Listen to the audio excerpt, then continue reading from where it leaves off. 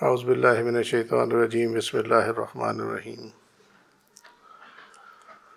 سبحان اللہ والحمد للہ ولا الہ الا اللہ واللہ اکبر ولا حول ولا قوة الا باللہ العلی العظیم اللہم صلی علی سیدنا محمد وعلی آل سیدنا محمد وبارک وسلم وصلی علی جمیع الانبیاء والمرسلین۔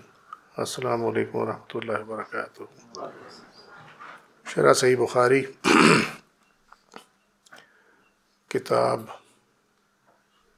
الاستقراض واداء الدیون والحج والتفلیس، اتنا بھی لکھا جاتا ہے اس کتاب الاستقراض۔ چیپٹر 13، لصاحب الحق مقال، کہ جس کا حق بنتا ہے اس کو بات کرنے کی اجازت ہے۔ یہ عرب میں ہوتا ہے، ہمارے یہاں نہیں ہوتا۔ سنن ابی داؤد میں اس سے یہ ہے، یہ بلکہ اس سے نہیں ہے، کہنا یہ چاہیے کہ جو تعلیق صحیح امام بخاری نے دی ہے وہ سنن ابی داؤد میں 3628 پہ ہے۔ نبی کریم صلی اللہ علیہ وسلم سے روایت ہے کہ مالدار کا قرض کی ادائیگی میں تاخیر کرنا اس کی سزا اور اس کی عزت کو حلال کر دیتا ہے۔ سفیان نے کہا کہ عزت کو حلال کرنا یہ ہے کہ قرض خواہ کہے تم مجھے ٹال رہے ہو، اور اس کی سزا قید کرنا ہے۔ ٹھیک ہے، یہ نہیں ہے کہ وہ اس کی عزت اچھالتے پھر لوگ۔ ہمارے یہاں چونکہ معاشرے میں ڈیفرنٹ چلتا ہے نا، کہ ہماری ڈکشن ڈیفرنٹ ہے، وہاں ڈیفرنٹ ہے، تو وہ اس لیے یہ ہے کہ یہ نہیں کہ وہ اس کی گھر سے کسی کو اٹھا کے لے جاؤ۔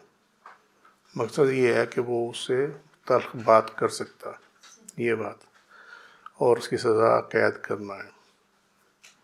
حدیث نمبر 2401 یہ 2305 میں گزر چکی ہے۔ چیپٹر 14، اگر کوئی شخص اپنا مال بے، قرض اور ضمانت کے حوالے سے دیوالیہ ہو جانے کے والے کے پاس پائے تو اس کا زیادہ مستحق ہے۔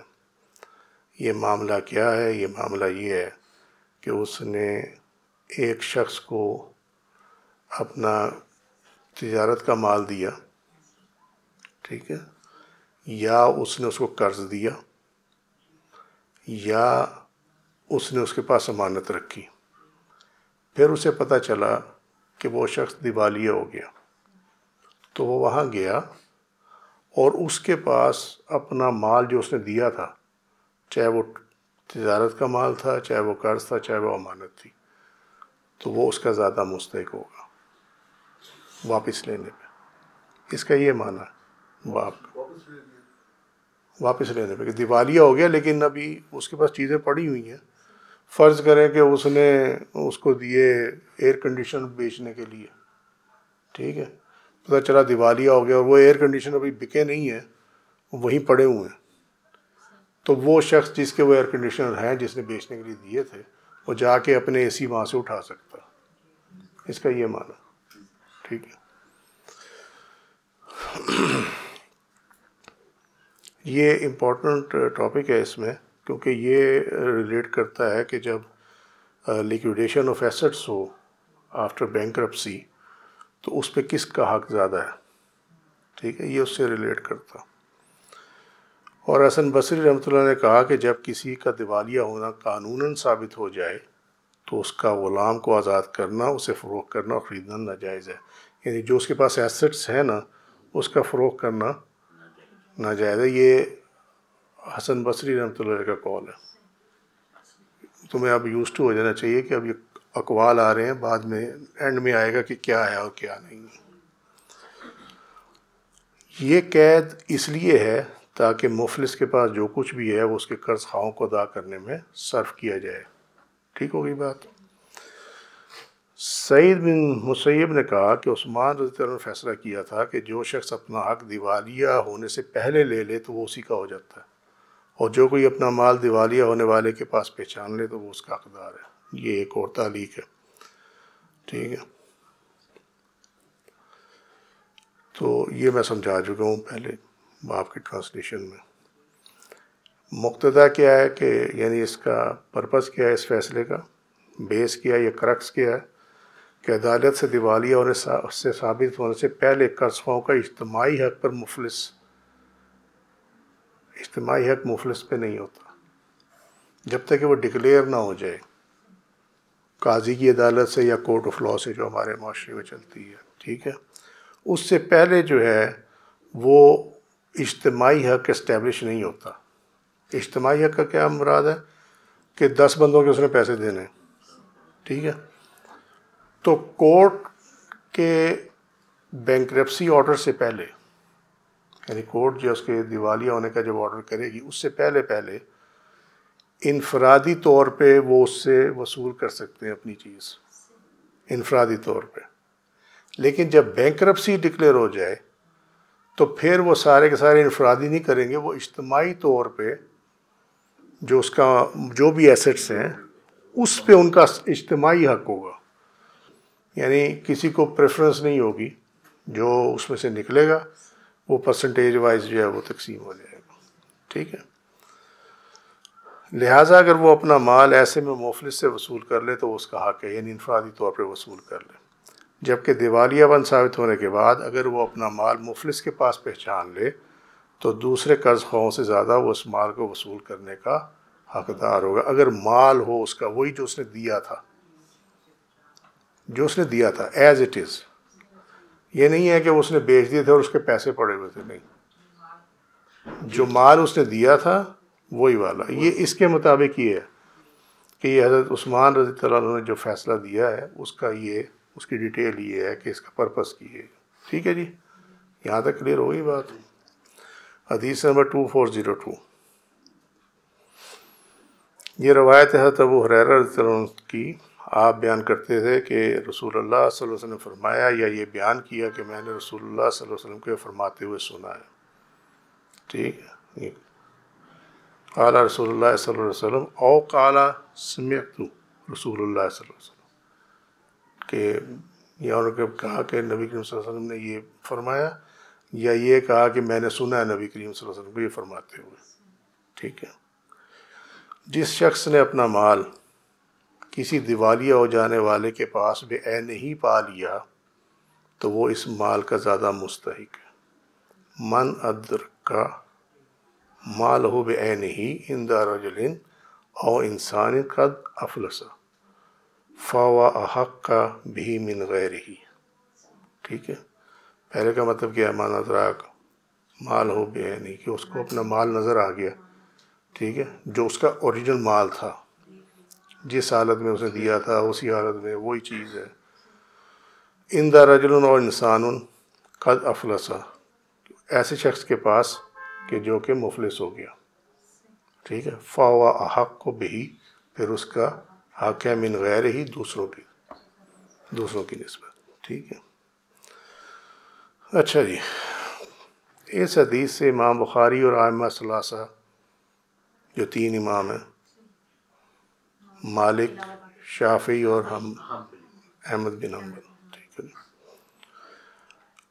یہ استدلال کیا ہے کہ بائع کو دوسرے قرض خواہوں پر ترجیح حاصل ہے، ٹریڈر کو، فروخت کنندہ کو. ٹھیک ہے. مشتری یاد رکھو نا، مشتری ہوشیار باش، یاد ہے نا، اس سے یاد رکھو کہ جو خریدنے والا ہے وہ مشتری ہے. ٹھیک ہے. اور بائع جو ہے وہ بیچنے والا. ٹھیک ہو گئی بات. مگر اس حدیث میں عموم ہے اور کسی خاص شخص کا ذکر نہیں ہے. یعنی وہ فروخت کنندہ بھی ہو سکتا ہے، قرض خواہ بھی ہو سکتا ہے، امانت رکھوانے والا بھی ہو سکتا ہے، اور اپنا مال عاریتاً دینے والا بھی ہو سکتا ہے، یا اور کوئی بھی ہو سکتا ہے. عاریتاً مین کہ ٹیمپریرلی اس کو استعمال کرنے کے لیے دے دیا تھا. ٹھیک ہے. لہذا جس نے بھی اپنا مال دیوالیہ ہونے والے کے پاس موجود مال کی نیلامی سے پہلے پہچان لیا تو اس پر اس کا پہلا حق ہے، اور اس مال کو نیلامی میں شامل نہیں کیا جائے. یہ ایک ورژن ہے اس کا. اب کمنگ ٹو امام ابو حنیفہ.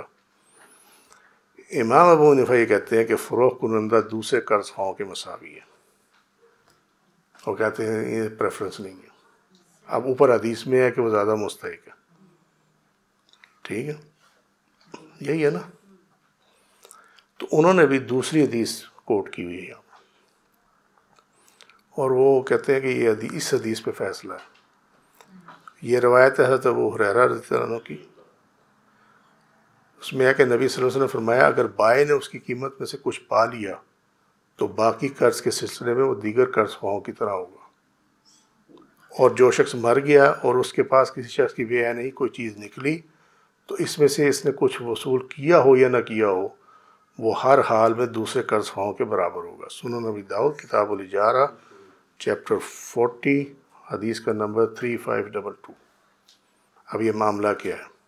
ٹھیک ہے، معاملہ یہ ہے کہ اس نے اس کو دیا تھا مال، فرض کریں 10 لاکھ روپے کا، 2 لاکھ اس نے وصول کر لی اس میں سے، ٹھیک ہے، 8 لاکھ کا مال جو ہے وہ ابھی پیمنٹ باقی ہے۔ اس حدیث شریف کے مطابق یہ ہے کہ پھر وہ یہ نہیں آگے کہے گا کہ جی مجھے پریفرنس دیجیے، پھر وہ اجتماعی جو کلیمنٹ ہیں ان میں شامل ہوگا، اس کو پریفرنس نہیں ملے گی۔ یہ سمپل 2 ٹرانزیکشنز ہیں، ایک یہ ہے کہ اس نے پارٹ پیمنٹ وصول کر لی ہے، اگر اس نے پارٹ پیمنٹ وصول کر لی ہے تو پھر اس کو پریفرنس نہیں دی جائے گی، ٹھیک ہے۔ اب آ جاتے ہیں دوسری ٹرانزیکشن میں۔ ایک شخص تھا جو مر گیا، مفلس تھا، مر گیا، اس کے پاس کسی شخص کی بے عینی کوئی چیز نکلی، یعنی وہی جو اس کا مال تھا اس کے پاس سے نکلا، تو وہ کہتے ہیں کہ اس میں سے کچھ وصول کیا ہو یا نہ کیا ہو۔ نبی کریم صلی اللہ علیہ وسلم کا فرمانا ہے کہ اگر اس نے کچھ وصول کیا ہو یا نہ کیا ہو وہ ہر حال میں دوسرے قرض خواہوں کے برابر ہوگا، ٹھیک ہے، کیونکہ بندہ مر چکا ہوگا۔ اب اس میں مسئلہ یہ ہے کہ معلوم نہیں ہے کہ یہ چیزیں پڑی کیوں ہوئی ہیں، بتانے والا تو جا چکا، لہذا یہ ہر صورت میں جو فروخت کنندہ ہے، بائع ہے، وہ برابر اس کو پریفرنس نہیں ملے گی۔ جو یہاں لیا جاتا ہے نا، مطلب جو اس کا مطلب الٹا لے رہے ہیں، وہ کیا لے رہے ہیں کہ ہر صورت میں وہ مستحق ہوگا، ٹھیک ہے۔ یہاں یہ جو حدیث اپلائی کرے گی یہ اس صورت میں اپلائی کرے گی جب نہ اس نے پارٹ پیمنٹ لی ہوئی ہو نہ وہ بندہ مرا ہوا ہو، ٹھیک ہے، یہ اس صورت میں اپلائی کرے گی، ادروائز نہیں اپلائی کرے گی۔ کلیئر ہوگی جی بات؟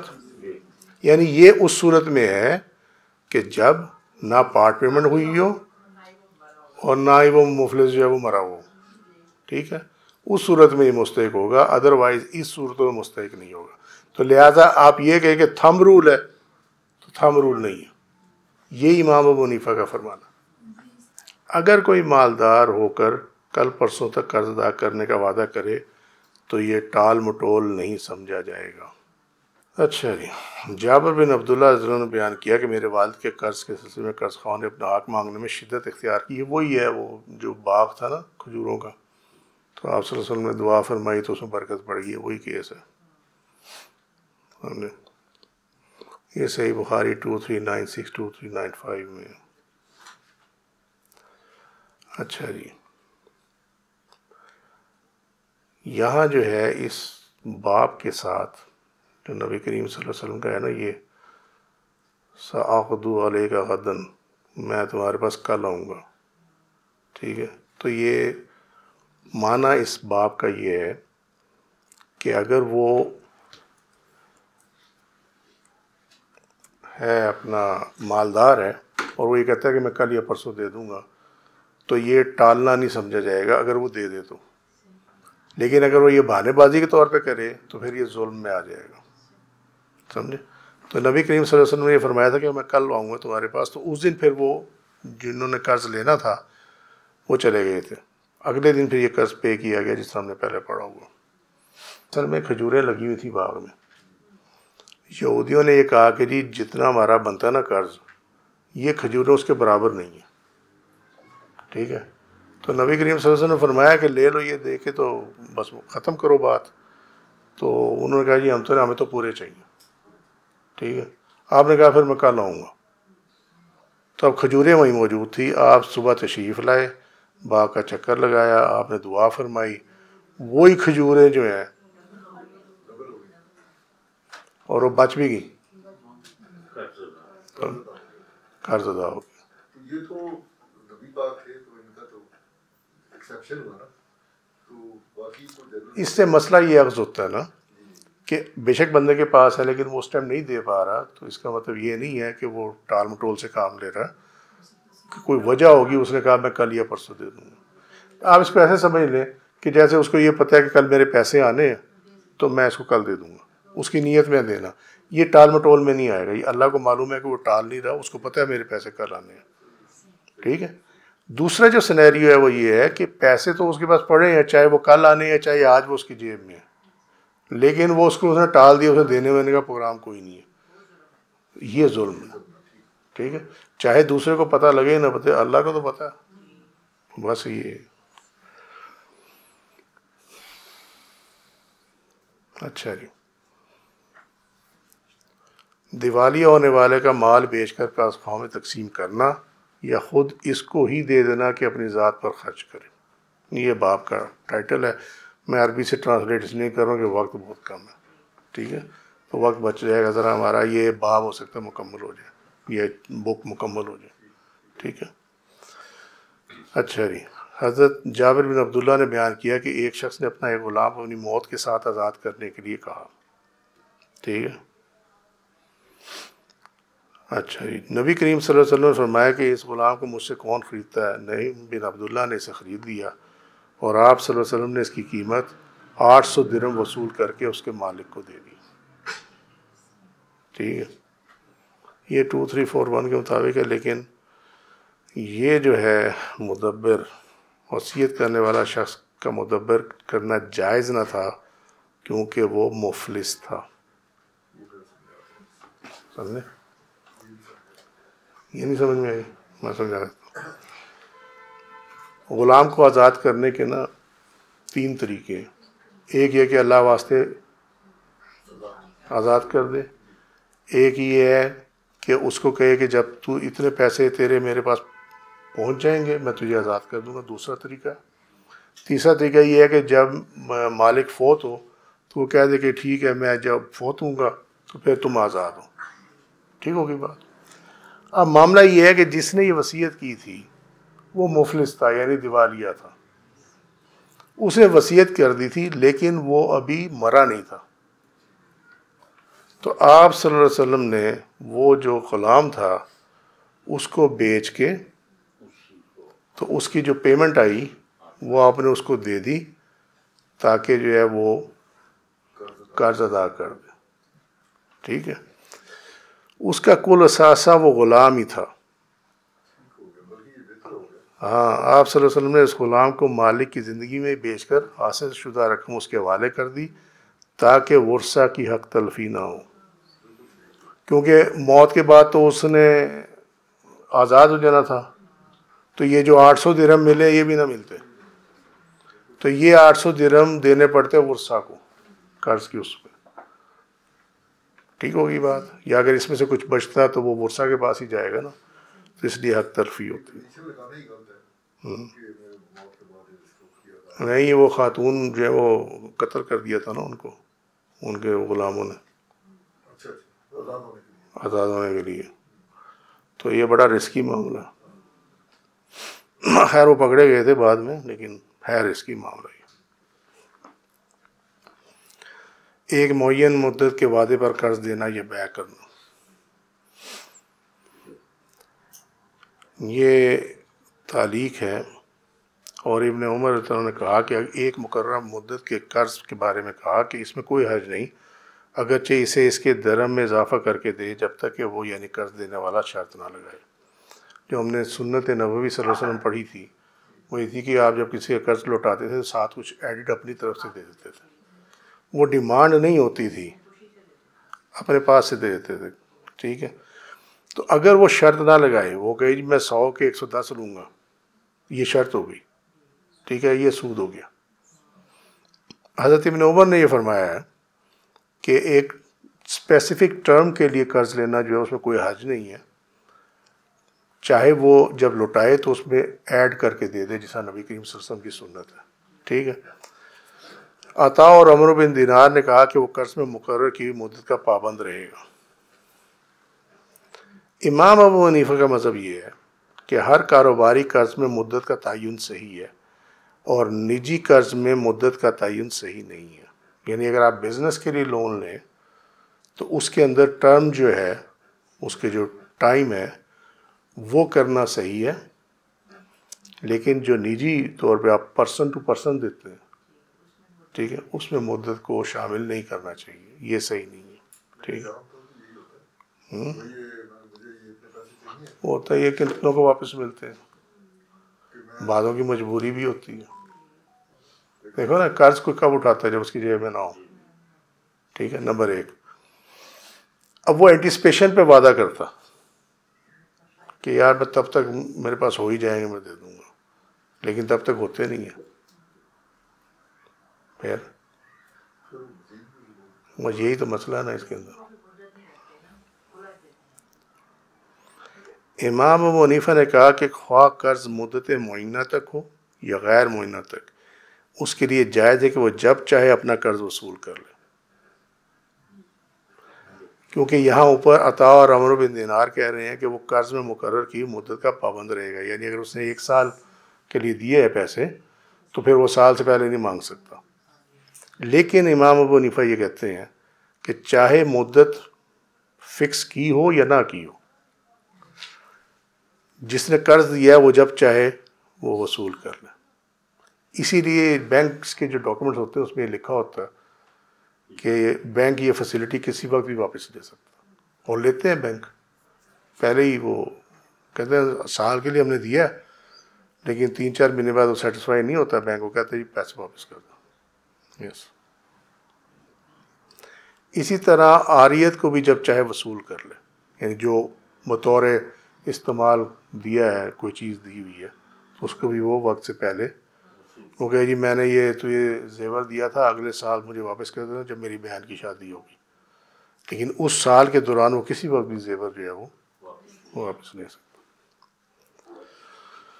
اور ان کے نزدیک قرض کی ادائیگی میں تاخیر جائز نہیں. یہ تو پہلے دیکھ لیا. اور غصب شدہ چیز کی ادائیگی میں تاخیر جائز ہے جس پہ قبضہ کیا، اور تلف کی ہوئی چیز کی ادائیگی میں بھی تاخیر جائز ہے. ٹھیک ہے. اب یہ کیا معاملہ ہے؟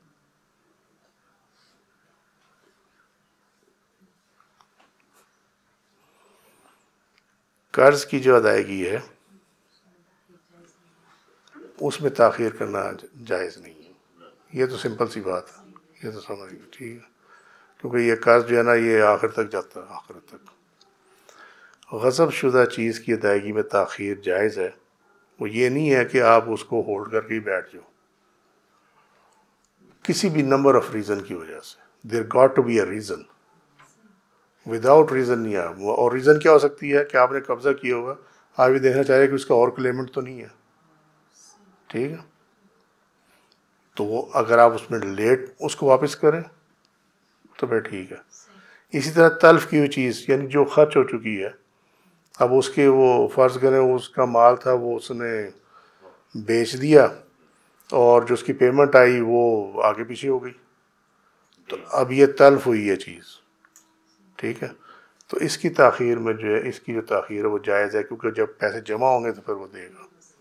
ٹھیک ہے. اور غصب شدہ چیز میں بھی یہی ایک اور وجہ بھی آتی ہے کہ جب اس کی ایکولنٹ اماؤنٹ ہوگی اس کے پاس، یا اس جیسی چیز ہوگی تو اس ٹائم وہ دے سکے گا. تو اس میں تاخیر کرنا جائز ہے، لیکن قرض کی ادائیگی میں جائز نہیں. اچھا، یہ ہم نے پہلے کر لیا. حدیث 2404 یہ گزر چکی ہے 1498 میں. قرض میں کمی کی سفارش کرنا 2405 یہ بھی گزر چکی ہوئی ہے 2127 میں. حدیث نمبر 2406 اور یہ بھی گزر چکی ہے 443 میں.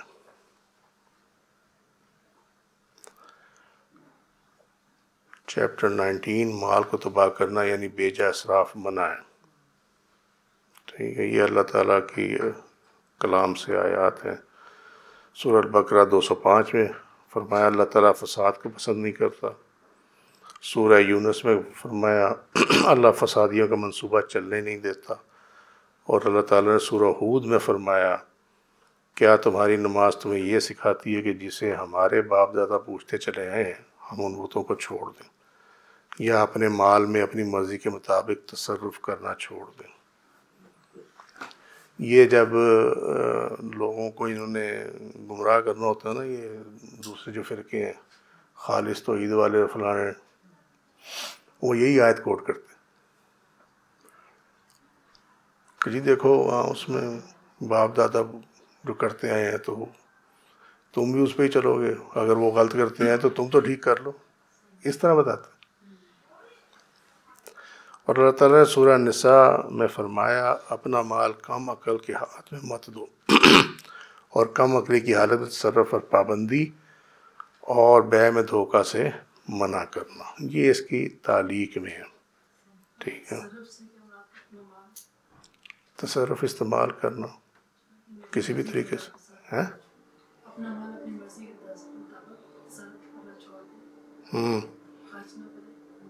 کم عقلی کی حالت میں، یعنی اس کو صرف کرنا، ایکچولی صرف کہتے ہیں نہیں، صرف کہتے ہیں چینج کرنے کو، یہ جو منی چینجر ہے نا ان کو صراف کہتے ہیں۔ صرف مینس کہ آپ نے ایک چیز کو دوسری چیز میں چینج کر دیا۔ فار ایگزامپل آپ کے پاس 100 روپے ہے، آپ نے برگر خریدا تو آپ نے 100 روپے کو برگر میں کنورٹ کر دیا، ٹھیک ہے، اس کو صرف تصرف کہتے ہیں۔ آپ کلیئر ہوگی نہیں کلیئر ہوگی؟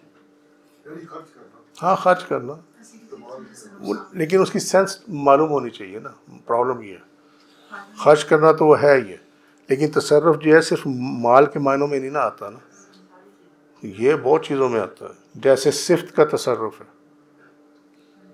ٹھیک ہے، حسن کا تصرف ہے کہ اللہ نے آپ کو حسن دیا ہے، آپ نے اس کو کس چیز میں بدلا ہے، گناہ میں بدلا ہے یا آپ نے اس کو نیکی میں بدلا، ٹھیک ہے، اس کے بدلے میں آپ نے کیا مال کیا، اس سے آپ نے کیا فائدہ اٹھایا، سمجھے نا، یہ عقل کا تصرف ہے اس طرح کہ عقل شعور دیا تھا، اس سے آپ نے کیا کام لیا۔ تو تصرف جو ہے وہ مال کے علاوہ بھی کافی ڈائمینشنز کے ساتھ استعمال ہوتا ہے۔ ہاں علم ہے، علم کا تصرف کیا ہے، ٹھیک ہے، اللہ تعالیٰ نے جو آپ کو اپنی صفات میں اپنی صفات استعمال کرنے دی ہے تو وہ تصرف آپ نے کیا کیا اس کا، ٹھیک ہے۔ حدیث نمبر 2407 یہ 2117 میں گزر چکی ہے۔ اب اس کا ایکچولی معنی کیا ہے، باب کی ترجمۃ الباب میں تھوڑا سا وضاحت کر دوں اللہ کی رحمت سے، وہ یہ ہے کہ ما ینہا عن اضاعت المال، مال کو تباہ کرنا یا بیجا اسراف کرنا منع ہے، ٹھیک ہے۔ تو یہ جب فساد، یہاں جو ان آیات کا دیا ہوا ہے نا یہ حوالہ فساد کرنا، ٹھیک ہے، تو یہ ایکچولی فساد سے کیا ہوتا ہے، تباہی پھیلتی ہے، یہ وہی چیز آ رہی ہے، ٹھیک ہے، فسادیوں کا منصوبہ چل نہیں دیتا۔ اور یہ جو تیسری ہے اس میں یہ ہے، اور یا ہم اپنے مال میں اپنی مرضی کے مطابق تصرف کرنا چھوڑ دیں، ٹھیک ہے۔ اور یہ جو ہے اپنا مال کم عقل کے ہاتھ میں مت دو، سورہ نساء میں ہم یہ پڑھ چکے ہوئے ہیں۔ تو کم عقلی کی حالت میں تصرف اور پابندی ہے کہ وہ بچہ ہے، اس کو پتہ نہیں ہے پیسہ کس طرح خرچ کرنا ہے، کیا کرنا ہے کیا نہیں کرنا، تو اس لیے ان کو اسی لیے سرپرست بنایا جاتا، بعد میں سرپرست ہی کھا جاتا۔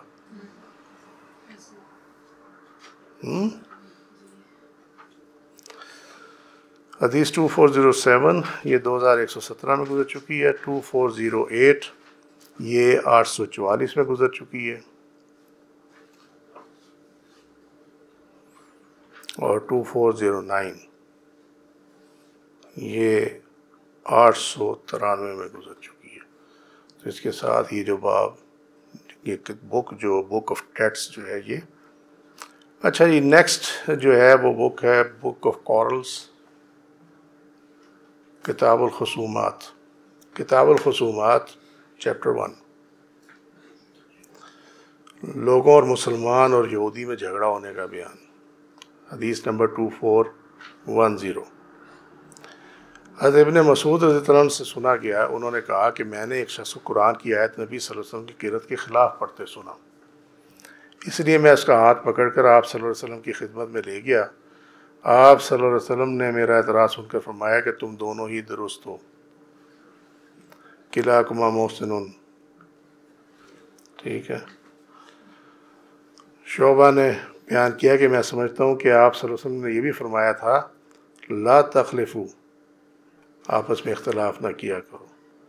فإن من كان قبلكم اختلفوا فهلكوا، کیونکہ جو تم سے قبل لوگ تھے وہ بھی اختلاف کرتے تھے، فہلکوا، اور وہ ہلاک ہو گئے، تباہ ہو گئے.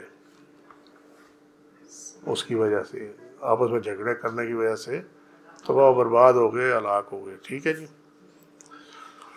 اچھا جی، اس حدیث میں ایک بہت امپورٹنٹ ٹاپک ہے. پہلے تو یہ ہے کہ قاضی کو دونوں جانب کی، یا جو بھی فیصلہ کرنے کے لیے بیچ میں بیٹھا ہو، اس کو دونوں سائڈوں کی بات سننی چاہیے. ٹھیک ہے. ایک تو اس حدیث سے یہ ثابت ہوتا ہے، اور اس سے یہ بھی ثابت ہوتا ہے کہ بعض کا سچویشن ایسی ہوتی ہے کہ دونوں جو ہے پارٹی ہیں وہ دونوں اپنے اپنی جگہ پہ ٹھیک ہوتی ہیں. ٹھیک ہے. کیونکہ آپ نے فرمایا نا کہ کلاکما محسن، دونوں ہی درست ہو، تو یہ بھی پاسبلٹی ہوتی ہے کہ دونوں ہی درست ہو سکتے ہیں. سچویشن کی فرق کی وجہ سے ان میں آپس میں جھگڑا بن جاتا ہے. یہ ارشاد اس وجہ سے ہوا کہ قرآن مجید 7 حروف پر نازل فرمایا گیا. نہیں، اور اس کو 7 میں سے اس لغت میں پڑھنے کی اجازت فرمائی جو پڑھنے والے کے لیے آسان ہو. نبی صلی اللہ علیہ وسلم نے فرمایا ان ھذا القرآن انزل علی 7 احرف فاقرؤوا ما تیسر منہ، کہ قرآن جو ہے وہ 7 حروف پر نازل کیا گیا ہے، تو جس میں تمہارے لیے آسانی ہو اس سے پڑھ لو. ٹھیک ہے. یہ صحیح بخاری کتاب فضائل القرآن چیپٹر 5 حدیث کا نمبر 499. 7 حروف سے مراد قبائل عرب میں رائج عربی زبان کی 7 لغات ہیں، 7 ڈکشنز اور لیکسیکنز.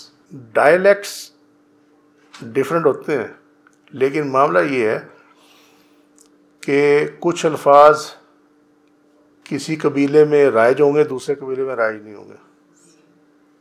ٹھیک ہے. اس کی جو ہے نا کچھ سبسٹیٹیوشن ہوگی الفاظ کی، معنی وہی ہوگا مگر لفظ دوسرا ہوگا. ٹھیک ہے. اب ہوا یہ ہے کہ جب یہ قرآن نازل ہوا نا، جب قرآن نازل ہوا تو اللہ تعالیٰ نے سورہ ابراہیم میں جو فرمایا کہ ہم نے قرآن جو ہے وہ تمہاری قوم کی زبان کے مطابق نازل کیا ہے، اس کا لب لبا بھی ہے اس آیت کا. ٹھیک ہے. تو جو لغت تھی آپ کی، جو زبان تھی، وہ تو قریش اہل قریش والی تھی، کیونکہ آپ کی قوم ہی وہی ہے. لیکن مسئلہ یہ ہے کہ یہ وہاں صرف ایک قریشی قبائل تو نہیں تھے نا، یہ جس طرح ہے حزیل، ایلان، حوازن، اہل الیمن، ثقیف اور بنی تمیم، یہ لوگ بھی تھے. ٹھیک ہے. اب ان میں اور قریش کے درمیان اور ان کے آپس کے درمیان لغت ڈیفرنٹ ہے. الفاظ کسی چیز کے لیے کوئی لفظ ہے، اسی چیز کے لیے ان دوسرے کی قبیلے میں کوئی اور لفظ استعمال ہو رہا ہے. ٹھیک ہے.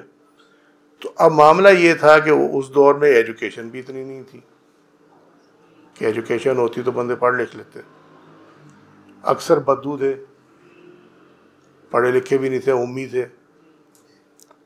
تو وہ صرف اپنی زبان کو جانتے تھے، اس کے علاوہ کسی زبان کو جاننا کی کوشش بھی نہیں کر سکتے کیونکہ مشکل تھا ان کے لیے. باپ دادے سے وہی سنتے چلے آ رہے تھے. تو اس صورت میں لغت قریش، یعنی جو نبی کریم صلی اللہ علیہ وسلم کے قوم کی زبان تھی، اس میں اہل قریش کو تو سمجھ آ سکتی تھی، لیکن باقی عرب کو سمجھ نہیں آ سکتی تھی. ٹھیک ہے. اس وجہ سے جہاں سبسٹیٹیوشن ہو سکتی تھی وہاں پہ سبسٹیٹیوشن کی گئی. ٹھیک ہے. اور یہ بندوں نے نہیں کی. Keep it in your mind. یہ لوگوں نے نہیں کی کہ لوگوں کو آتھرائز کر دیا کہ تم قرآن میں جو چاہے چینج کر لو. نہ، اٹ واز ڈن ڈیوائنلی. ٹھیک ہے. وہ بھی یہ ساری ڈیٹیل انشاءاللہ ہم کل اس کو دیکھیں گے. میں اس کا صرف ایک تمہیں سینوپسس دے رہا ہوں. ہاں. تو وہ اس وجہ سے کیا گیا، اس کو کہا گیا کہ 7 حروف پہ یہ نازل ہوا. آج کے لیے اتنا ہی، وما علینا الا البلاغ واللہ رسول والوں بالصواب، سبحانک اللہم وبحمدک، اشہد ان لا الہ الا انت استغفرک واتوب الیک، عملت سوءا وظلمت نفسی فاغفر لی فانہ لا یغفر الذنوب الا انت، سبحان ربک رب العزۃ عما یصفون وسلام علی المرسلین والحمد للہ رب العالمین۔ السلام علیکم ورحمۃ اللہ وبرکاتہ۔